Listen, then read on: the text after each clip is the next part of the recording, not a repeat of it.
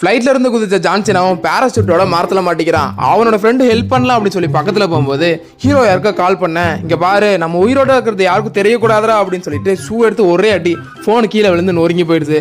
அதுக்கப்புறம் 2 பேரும் கீழே இறங்கி பத்திரமா அங்கிருந்து நடந்து போறாங்க. இந்த இடத்த விட்டு தப்பிக்கணும்னா நமக்கு ஏதாவது தேவைடா அப்படின்னு சொல்லி பார்த்துட்டே இருக்கும்போது தூரத்துல ஒரு கார் இருக்கு. இங்க பாரு, சாவியே இல்லாம எனக்கு அந்த கார் எப்படி ஆன் பண்றதுன்னு தெரியும், நீ வேணா என் கூட வாடா அப்படின்னு சொல்லி ஜான்சன் அவன் ஃப்ரெண்டுக்காரனை கூட்டிட்டு போறான். அங்க போய் ஒயரெல்லாம் எடுத்து கனெக்ஷன் விடும்போது சவுண்டு கேட்டுருது. அங்க இருந்த ரவுடி பசங்களும் யாரா என் காரை என்னடா பண்றீங்க அப்படின்னு சொல்லிட்டு பார்க்க வர 2 பேருமே பயங்கரமா முடிக்க அவங்க அவ்வளவுதான் புரிஞ்சுக்கிட்டாங்க, இவங்க காரை திருட வந்திருக்காங்கடா அப்படின்னு சொல்லிட்டு மாத்து கட்டுக்கு அடிச்சுக்கிறானுங்க.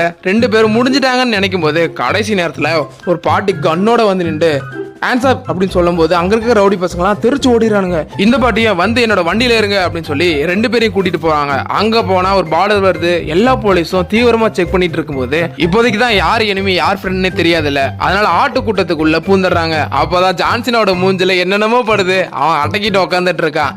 அந்த பாட்டியும் எடுத்துட்டு போய் அவங்கள சிட்டில இறக்கும்போது 2 பேரும் தேங்க்ஸ் சொல்ல, இது என்னோட கடமை மிஸ்டர் பிரசிடென்ட் அப்படின்னு சொல்லிட்டு அந்த பாட்டி போறாங்க.